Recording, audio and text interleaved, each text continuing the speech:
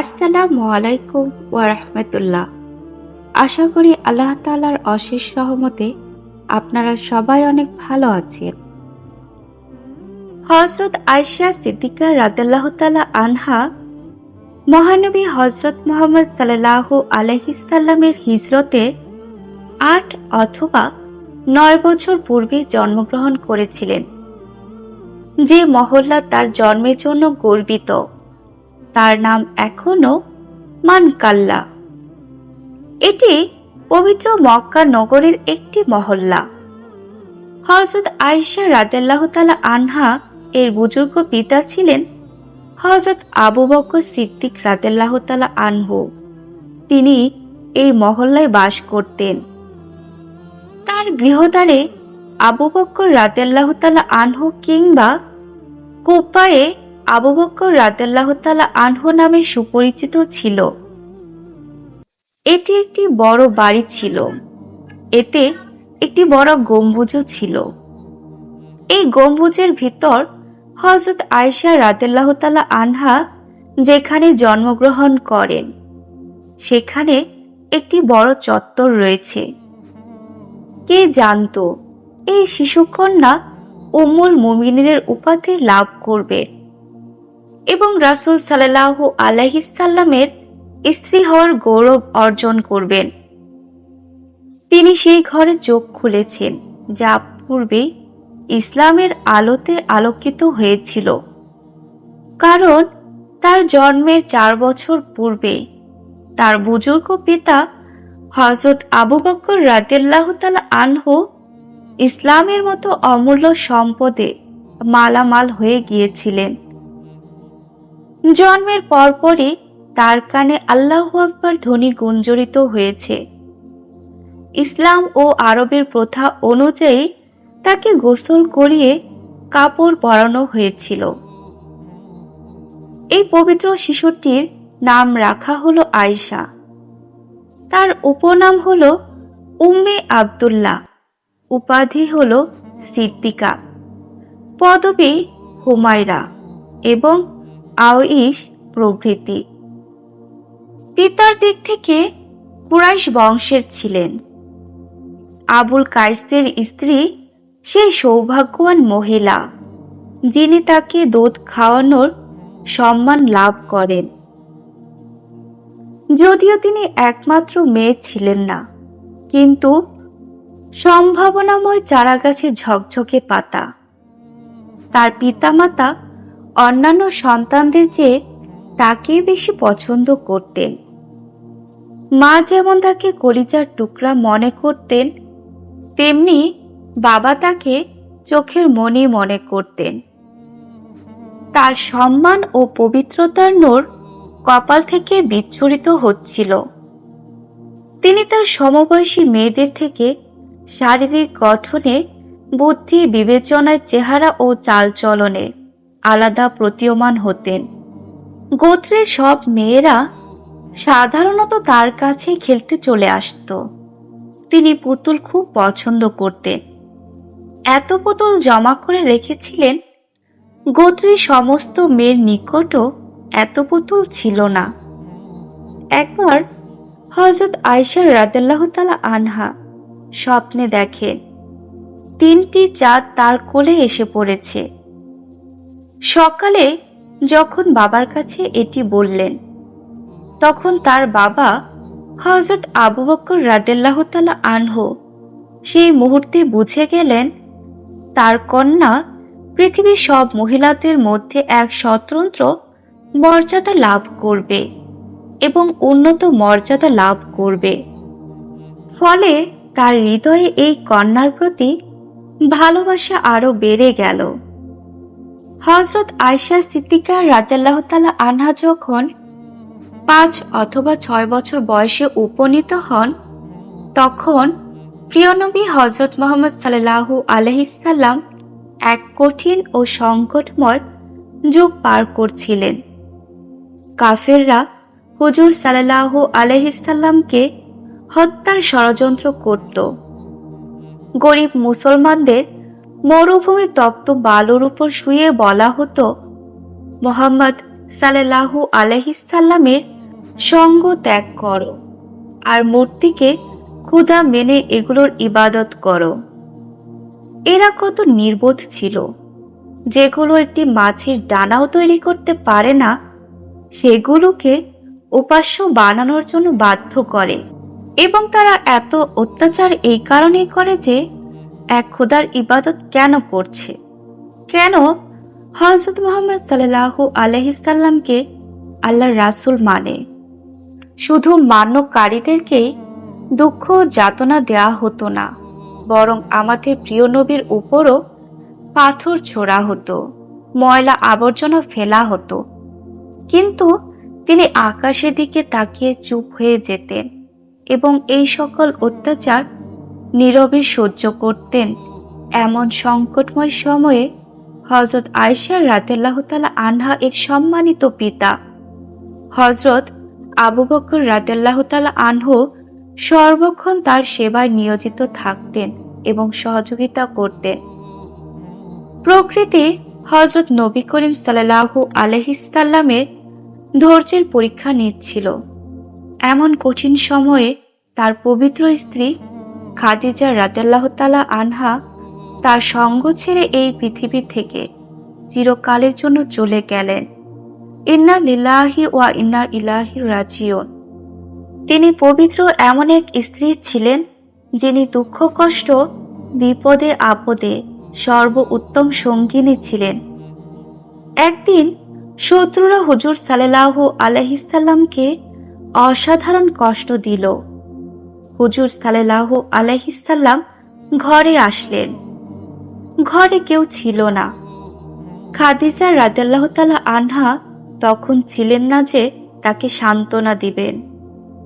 সারা রাত আমাদের প্রিয় নবী ভারাক্রান্ত রইলেন। যখন ভোর হলো তখন হাকিম বিন আল আওকাসের কন্যা উসমান বিন মাজুন রাদিয়াল্লাহু তাআলা আনহু প্রসিদ্ধ সাহাবীর স্ত্রী, যার নাম ছিল খাওলা রাদিয়াল্লাহু তাআলা আনহা, রাসূল সাল্লাল্লাহু আলাইহি সাল্লামের খিদমতে হাজির হন। হুজুর পাক সাল্লাল্লাহু আলাইহি সাল্লামের অবস্থা দেখে তিনি নিবেদন করলেন, হে আল্লাহর রাসূল, আমার পিতামাতা আপনার জন্য কুরবান, আপনি দ্বিতীয় বিয়ে করে নিন। তখন রাসূল পাক সাল্লাল্লাহু আলাইহি সাল্লাম বললেন, খাওলা, খাদিজার মতো সহমর্মী ও সমবেতী সেবিকা আর পাওয়া যাবে না। খাওলা বললেন, না হুজুর, এখনো মক্কায় এমন আরো মেয়ে এবং মহিলা বিদ্যমান যারা এমন গুণাবলীর চেয়ে আরো অধিক গুণাবলীর অধিকারিণী, যেমন আবু বকর রাদিয়াল্লাহু তাআলা আনহু এর কন্যা আয়েশা রাদিয়াল্লাহু তাআলা আনহা, এরপর সাউদা রাদিয়াল্লাহু তাআলা আনহা রয়েছে। রাসূল পাক সাল্লাল্লাহু আলাইহি সাল্লাম কিছুক্ষণ নীরব থেকে বললেন, আচ্ছা, এই দুই ঘরে প্রস্তাব নিয়ে যাও, আমি বারণ করছি না। খাওলা সর্বপ্রথম হযরত আবু বকর সিদ্দিক রাদিয়াল্লাহু তাআলা আনহু এর ঘরে গেলেন। হযরত আয়েশা রাদিয়াল্লাহু তাআলা আনহা এর সম্মানিতা মাতা উম্মে রুম্মান রাদিয়াল্লাহু তাআলা আনহাকে হুজুর সাল্লাল্লাহু আলাইহি সাল্লাম এর পক্ষ থেকে প্রস্তাব দিলেন। তিনি বললেন, এটি কিভাবে সম্ভব? রাসূল সাল্লাল্লাহু আলাইহি সাল্লাম আবু বকর রাদিয়াল্লাহু তাআলা আনহু এর ধর্মের দিক থেকে ভাই, ফলে রাসূল সাল্লাল্লাহু আলাইহি সাল্লাম আয়েশার চাচা হলেন, আর চাচার সাথে সম্পর্ক কিভাবে হতে পারে? তদুপরি অপেক্ষা করো, আয়েশার বাবা বাইরে গেছেন, তিনি আসলে তার সঙ্গে কথা বলে আমি জবাব দিব। এরই মধ্যে হযরত আবু বকর সিদ্দিক রাদিয়াল্লাহু তাআলা আনহু এসে গেলেন। তিনিও একই জবাব দিলেন। এটি শুনে খাওলা আবার নবী করিম সাল্লাল্লাহু আলাইহি সাল্লামের নিকট আসলেন এবং পুরো বৃত্তান্ত শোনালেন। প্রিয় নবী সাল্লাল্লাহু আলাইহি সাল্লাম সব শুনে বললেন, সিদ্দিক আকবরকে বলো, আমাদের ধর্মে এই সম্পর্ক বৈধ। তিনি আমার ধর্মীয় এবং মৌখিক স্বীকৃত ভাই, সত্যিকারের তথা সহোদর ভাই নন। এরপর খাওলা আনন্দ চিত্তে ফিরে গিয়ে হুজুর সাল্লাল্লাহু আলাইহিস সাল্লামের বক্তব্য শোনালেন। এই উত্তর শুনে কেই বা অস্বীকার করতে পারে। দুই পক্ষই সম্মত হলো এবং সানন্দে এই সম্পর্ক কবুল করলেন। যখন খাওলা হুজুর সাল্লাল্লাহু আলাইহিস সাল্লামের খেদমতে হাজির হয়ে সমস্ত কথা ব্যক্ত করলেন, তখন হুজুর সাল্লাল্লাহু আলাইহিস সাল্লাম আবু বকর রাদিয়াল্লাহু তাআলা আনহু এর ঘরে গেলেন এবং নিকাহ হয়ে গেল। তখন হুজুর সাল্লাল্লাহু আলাইহিস সাল্লামের বয়স ছিল 50 বছর প্রায়, আর হযরত আয়েশা রাদিয়াল্লাহু তাআলা আনহার বয়স 6-7 বছর। যখন মহানবী সাল্লাল্লাহু আলাইহিস সাল্লাম আল্লাহর নির্দেশে মক্কা ছেড়ে মদিনায় হিজরত করেন, তখন হযরত আবু বকর সিদ্দিক রাদিয়াল্লাহু তাআলা আনহু ও হুজুরের সঙ্গেই ছিলেন। তিনি পরবর্তীতে নিজ পরিবার পরিজনকে মদিনায় আনিয়ে নেন। এভাবে হযরত আয়েশা রাদিয়াল্লাহু তাআলা আনহা ও মায়ের সঙ্গে মদিনায় পৌঁছে যান। একদিন হযরত আবু বকর রাদিয়াল্লাহু তাআলা আনহু আল্লাহর রাসূল সাল্লাল্লাহু আলাইহি সাল্লামের নিকট আবেদন করলেন, হে আল্লাহর রাসূল, আয়েশাকে উঠিয়ে দেওয়াতে কি বাধা? রাসূল পাক সাল্লাল্লাহু আলাইহি সাল্লাম বললেন, আমার কাছে দেন মোহর আদায় করার মতো টাকা নেই। হযরত আবু বকর রাদিয়াল্লাহু তাআলা আনহু বললেন, আমার মাল ও ধন সম্পদ কার জন্য? প্রিয় নবী বললেন, ঠিক আছে, তাহলে আমাকে ধার দিন। সুতরাং এমনই হলো এবং রাসূল পাক সাল্লাল্লাহু আলাইহি সাল্লাম পরে তা পরিশোধ করে দেন। একদিন হযরত আয়েশা রাদিয়াল্লাহু তাআলা আনহা খেলায় নিমগ্ন ছিলেন, বান্ধবীরাও সঙ্গে ছিল। তার মা তাকে ডেকে হাত ধরে কিছু আনসার মহিলার হাতে তুলে দেন। তারা তাকে বধূ সাজিয়ে দিলেন। মহানবী হযরত মুহাম্মদ সাল্লাল্লাহু আলাইহি সাল্লাম আগমন করলে তার মা আয়েশা রাদিয়াল্লাহু তাআলা আনহাকে নবী করিম সাল্লাল্লাহু আলাইহি সাল্লামের হাতে উঠিয়ে দেন। সেই সময় হযরত আয়েশা এর বয়স ছিল 9 বছর। হযরত আয়েশা এবং নবী করিম সাল্লাল্লাহু আলাইহি সাল্লামের বিয়ে অনাড়ম্বরপূর্ণভাবেই হয়। এমনকি তার বিয়ে ও উঠিয়ে নেওয়ার অনুষ্ঠান আরবে প্রচলিত জাহিলিয়াতের কিছু নিরর্থক রীতি দূর করার কারণ হয়। যেমন আরবরা শাওয়াল মাসকে অশুভ মনে করত। এই মাসে বিয়ে শাদীর কোনো অনুষ্ঠান করত না। কারণ ছিল, কোনো এক সময় শাওয়াল মাসে আরবে প্লেগের প্রাদুর্ভাব হয়েছিল বলে আরবরা এই মাসকে অশুভ মনে করতে শুরু করে। হযরত আয়েশার বিয়ে এবং উঠিয়ে নেওয়া অনুষ্ঠান দুটি এই মাসেই হয়। এভাবে আরবের কুপ্রথা দূর করার সূচনা তার এসব অনুষ্ঠান থেকেই হয়। উঠিয়ে নেওয়ার সময় তিনি তার পুতুলগুলো সঙ্গে নিয়ে আসেন, বান্ধবীদের সঙ্গে খেলা করতেন।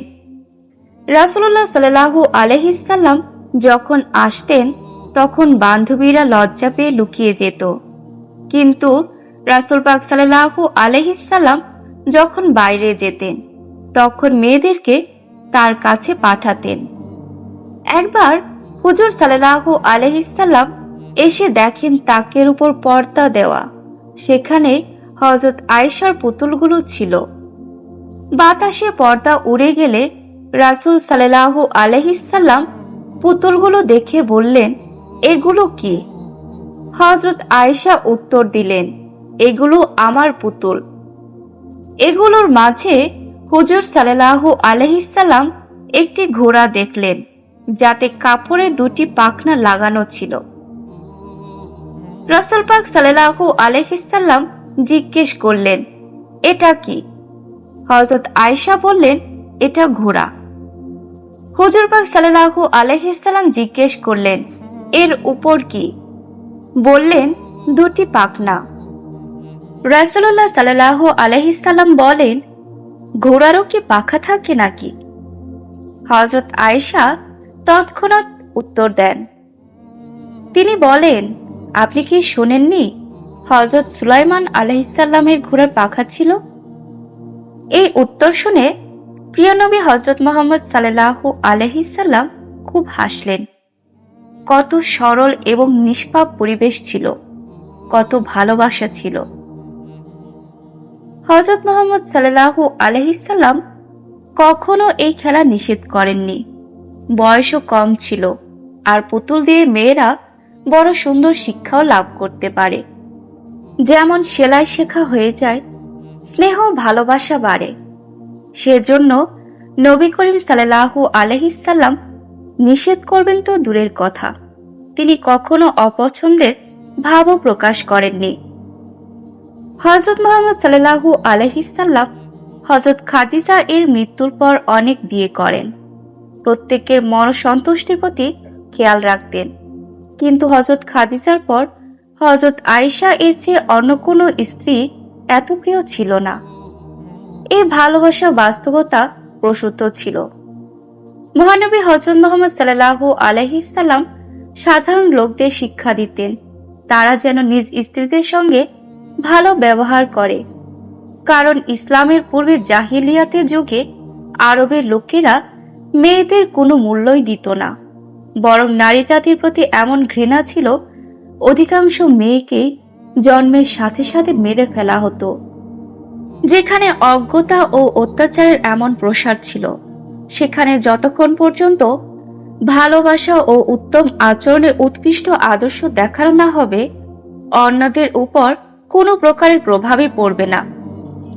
আমাদের নবী করিম সাল্লাল্লাহু আলাইহি সাল্লাম বলেছেন, যার দুটি কন্যা সন্তান হয় এবং সে তাদের উত্তম শিক্ষা দীক্ষা ও তরবিয়ত প্রদান করে, কিয়ামতের দিন সে জান্নাতের অধিকারী হবে। সন্তানকে হুকুম দিলেন, মায়ের পদতলে জান্নাত।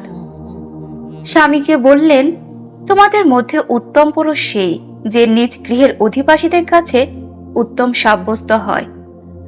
মোট কথা, নবী করিম সাল্লাল্লাহু আলাইহি সাল্লাম সর্বপ্রকারের নারী, সে মা হোক অথবা মেয়ে কিংবা স্ত্রী হোক, নিম্নস্তর থেকে তুলে উন্নততর মর্যাদায় উন্নীত করেছেন। তিনি বলেন, নারীরা পাঁজর থেকে তৈরি, তোমরা যদি জোর করে সোজা করতে চাও তাহলে ভেঙে ফেলবে। শুধু তোমাদের উত্তম আচরণ এই বক্রতা দূর করতে পারে। আসলে এই কারণে তিনি নিজের পবিত্র স্ত্রীদের সাথে উৎকৃষ্ট আচরণের আদর্শ প্রতিষ্ঠা করেছেন, যেন অন্যরাও তার অনুসরণ করতে পারে।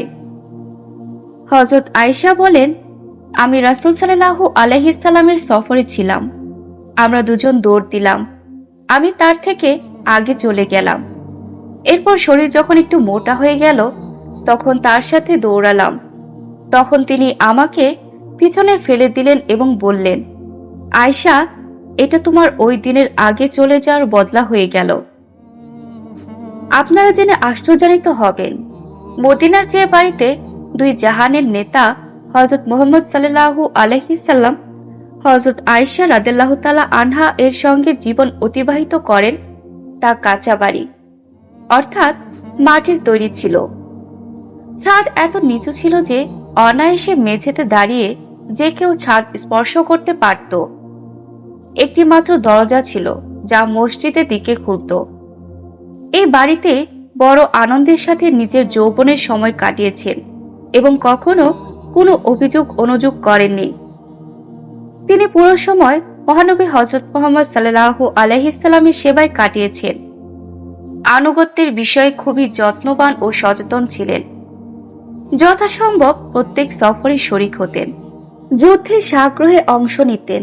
শুধু অংশগ্রহণই করেননি, বরং অত্যন্ত সাহসিকতার সাথে যুদ্ধের ময়দানে আহতদের সেবা করেছেন, মলম পট্টি বেঁধে দিয়েছেন।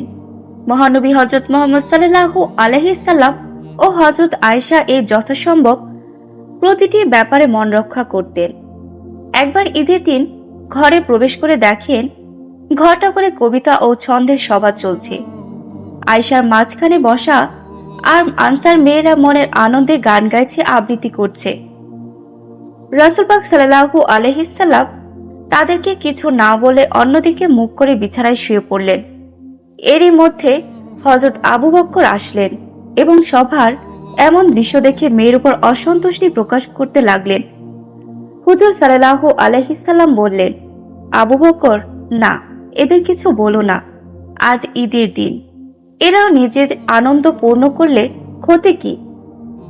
হযরত আয়েশার ঘরে সকল কাজ নিজের হাতেই করতেন। আটার খামির বানাতেন, নিজ হাতে খাবার তৈরি করতেন। মহানবী হযরত মুহাম্মদ সাল্লাল্লাহু আলাইহি সাল্লামের বিছানা সবসময় নিজ হাতে প্রস্তুত করে দিতেন এবং ভালোভাবে দেখে নিতেন পরিষ্কার পরিচ্ছন্ন আছে কিনা। নিজ হাতে কাপড় ধুতেন। রাতে তাহাজ্জুদের জন্য নবী করিম সাল্লাল্লাহু আলাইহি সাল্লামের মাথার নিকট পানি মিসওয়াক অবশ্যই রেখে দিতেন। খাইবার ও অন্যান্য যুদ্ধে বিজয়ের কারণে যখন গনিমতের মাল মদিনায় আসা আরম্ভ করল, অভাবের যুগের অবসান হলো, তখন নবী করিম সাল্লাল্লাহু আলাইহি সাল্লামের পবিত্র স্ত্রীগণ রাসূল সাল্লাল্লাহু আলাইহি সাল্লামের নিকট দাবি করল, আমাদের গনিমতের মাল থেকে আমাদেরকেও কিছু দেওয়া হোক। তিনি তাদের এমন দাবি অপছন্দ করলেন। তিনি 1 মাসের জন্য সকল স্ত্রী থেকে পৃথক থাকা শুরু করলেন। 29 দিন পর হযরত আকদাস সর্বপ্রথম হযরত আয়েশা রাদিয়াল্লাহু তাআলা আনহা এর নিকট গেলেন এবং আল্লাহর নির্দেশনা শোনালেন, হে নবী, নিজের স্ত্রীদের বলে দাও, যদি তোমরা দুনিয়ায় সাজসজ্জা চাও তাহলে আসো, তোমাদেরকে পার্থিব সম্পদ দিয়ে দেই এবং উত্তমভাবে বিদায় করে দেই। আর যদি তোমরা আল্লাহ ও তার রাসূল এবং আখিরাতে জীবনের ঘর চাও তাহলে আল্লাহ তোমাদের মধ্যে যারা পরিপূর্ণ ইসলামের উপর প্রতিষ্ঠিত থাকবে তাদের অনেক বড় পুরস্কার নির্ধারণ করে রেখেছেন। যখন এই নির্দেশ শোনালেন এবং সবখানে বললেন, এর উত্তর চাই, হযরত আয়েশা তৎক্ষণাৎ উত্তর দিলেন, আমার মালিক, আমি খোদা ও তার রাসূল এবং আখিরাতকে পছন্দ করি। নবী করিম সাল্লাল্লাহু আলাইহি সাল্লামের চেহারা আনন্দে উজ্জ্বল হয়ে উঠল। অন্যরাও এই একই উত্তর দিলেন। এই পরীক্ষায়ও হযরত আয়েশা রাদিয়াল্লাহু তাআলা আনহা উত্তীর্ণ ও কৃতকার্য হলেন। এরপর হযরত আয়েশা এর জীবনের সবচেয়ে বেদনাদায়ক ঘটনা ঘটল, অর্থাৎ মহানবী হযরত মুহাম্মদ সাল্লাল্লাহু আলাইহি সাল্লামের পবিত্র সত্তা এর নশ্বর পৃথিবী ছেড়ে আল ইল্লিন এর পানে উত্থিত হল। সেই সময় তার বয়স 18 বছর ছিল। আমাদের নবী মোট 13 দিন অসুস্থ ছিলেন। তার মধ্যে 8 দিনই হযরত আয়েশার নিকট ছিলেন।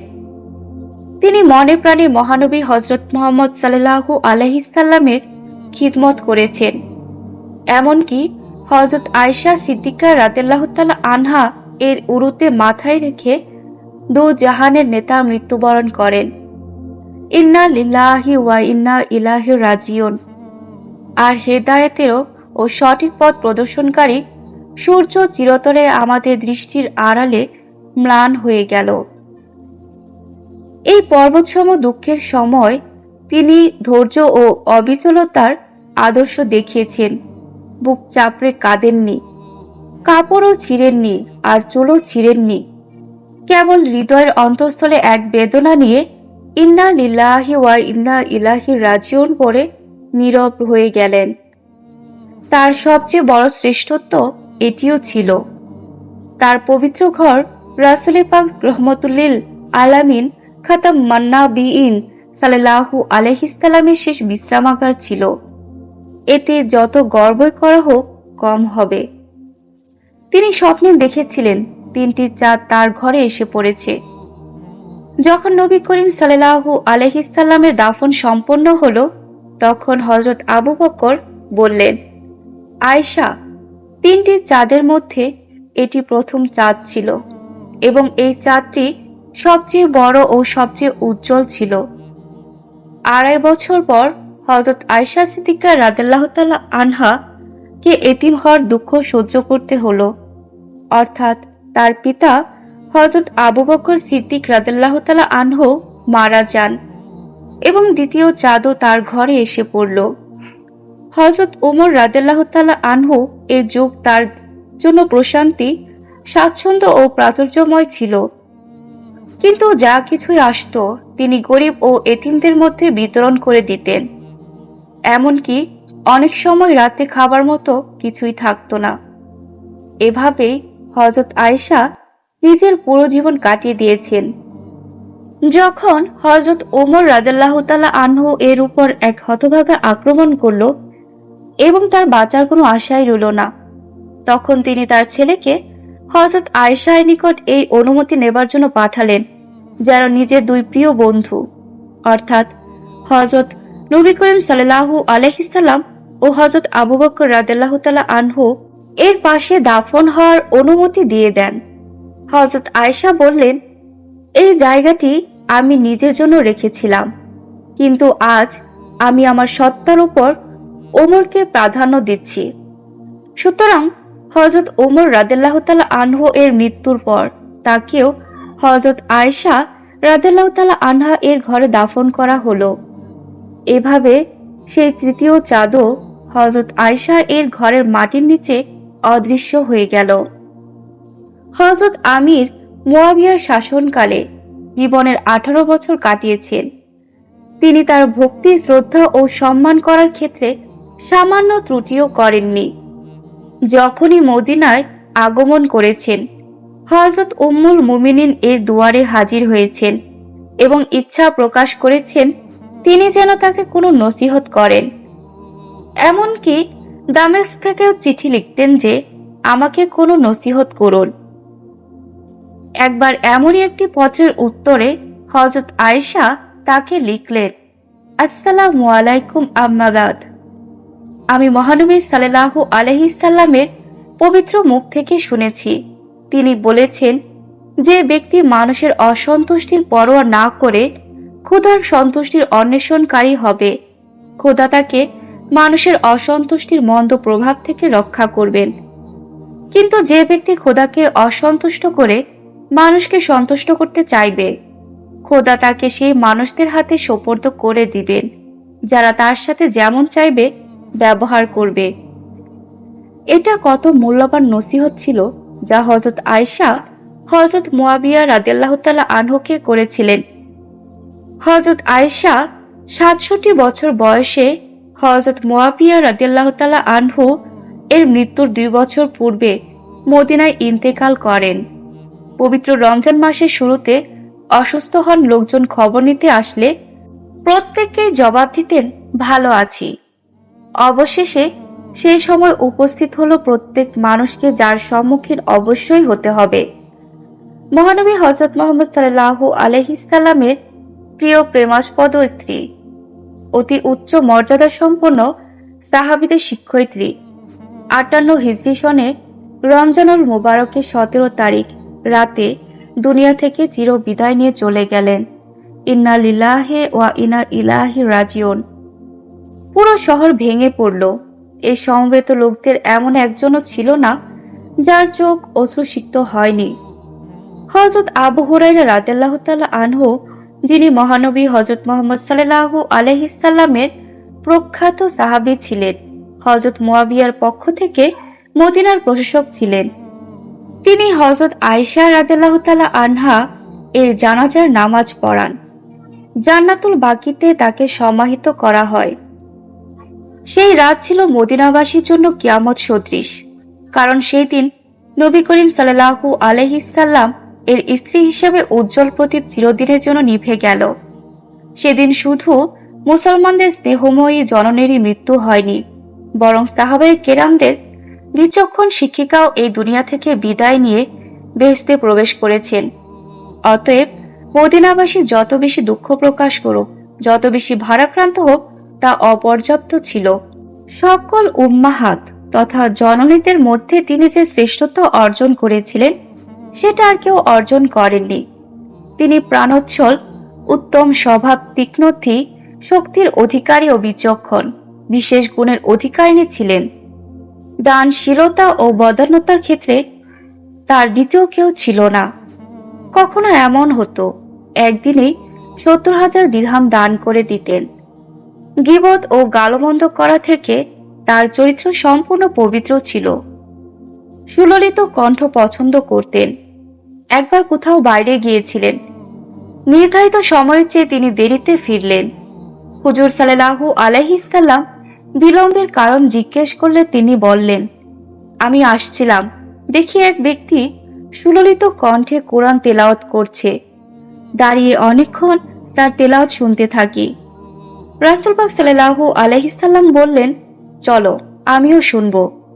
প্রিয় নবী হযরত মুহাম্মদ সাল্লাল্লাহু আলাইহিস সাল্লাম গেলেন, তেলাওয়াত শুনে খুব পছন্দ করলেন এবং বললেন, সকল প্রশংসা আল্লাহর। আমার উম্মতেও এমন সুরেলা কণ্ঠের ব্যক্তি রয়েছে। কেউ যদি উপঢৌকন স্বরূপ কিছু নিয়ে আসতো তাহলে তিনিও তাকে কিছু পাঠাতেন। নরম হৃদয়ের অধিকারী ছিলেন। অপারগতার কারণে কোনো নেকি করার সুযোগ থেকে বঞ্চিত হলে কান্না শুরু করে দিতেন। গোলাম ও দাসী কিনে মুক্ত করে দিতেন। এতিমদের মাথায় স্নেহ ভরে হাত বুলাতেন। অভিভাবকহীন মেয়েদের নিয়ে লালন পালন করার তার খুব আগ্রহ ছিল। তিনি ৬৭ জন গোলাম ক্রয় করে মুক্ত করেছেন। পর্দার হুকুম নাজিল হওয়ার পর কঠোরভাবে তা পালন করেছেন। কখনো কোনো নন মাহরাম এর সম্মুখে বের হননি। একবার এক অন্ধ ব্যক্তি তার সম্মুখে আসলো। তিনি তার সাথে পর্দা করলেন। সে আশ্চর্যান্বিত হয়ে জিজ্ঞেস করল, উম্মুল মুমিনিন, আমার থেকে পর্দা করার কি আছে?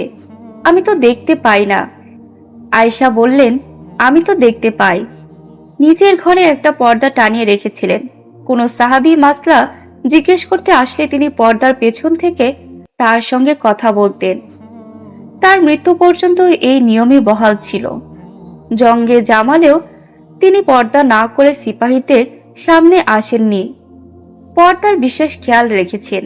তার পর্দার সীমারেখা এমন ছিল, হযরত ওমর রাদিয়াল্লাহু তাআলা আনহু যখন মারা যান এবং তার সম্মতি নিয়ে মহানবী হযরত মুহাম্মদ সাল্লাল্লাহু আলাইহি সাল্লাম ও হযরত আবু বকর রাদিয়াল্লাহু তাআলা আনহু এর সঙ্গে তার ঘরে দাফন হলেন, তখন হযরত আয়েশা বলতেন, এখন মহানবী হযরত মুহাম্মদ সাল্লাল্লাহু আলাইহি সাল্লামের পবিত্র মাজারে পর্দা না করে যেতে লজ্জা লাগে, কারণ সেখানে ওমর সমাহিত রয়েছেন। কত বাধ্যবাধকতা করেছেন পর্দার, অথচ মৃতরা হাজার মন মাটির নিচে থাকে, দেখতেও পায় না, শুনতেও পায় না। তারপরও পর্দা ও লজ্জার বিষয়ে এমন সচেতন ছিলেন। এরপর তিনি বলেন, হজের সময় যখন আমরা মহানবী হযরত মুহাম্মদ সাল্লাল্লাহু আলাইহি সাল্লামের সঙ্গে ইহরাম বেঁধে হাঁটতাম, তখন কাফেলার লোকেরা আমাদের নিকটবর্তী হতো। আমরা আমাদের মুখ ঢেকে নিতাম। যখন কাফেলার লোকেরা অতিক্রম করে চলে যেত তখন মুখ উন্মুক্ত করতাম। পর্দার বিষয়ে তিনি কত সচেতন ছিলেন এ থেকে স্পষ্ট জানা যায়। হযরত আয়েশা রাদিয়াল্লাহু তাআলা আনহা এর সম্মানিত পিতার তরবিয়ত এবং পবিত্র স্বামীর শিক্ষা পূর্ণভাবে লুফে নিয়েছিলেন এবং প্রকৃতিগতভাবেও তিনি ভীষণ নেক ও স্বচ্ছ ছিলেন। তাই তিনি নৈতিক চরিত্রে সেই উন্নত মার্গ পর্যন্ত পৌঁছেছেন যা পূর্বেই কুদরত ঠিক করে রেখেছিল। সকল প্রশংসিত গুণাবলীতে হযরত আয়েশা সিদ্দিকা রাদিয়াল্লাহু তাআলা আনহা এর কোনো তুলনা ছিল না। হাজারো সালাম ও দরুদ তার উপর বর্ষিত হোক।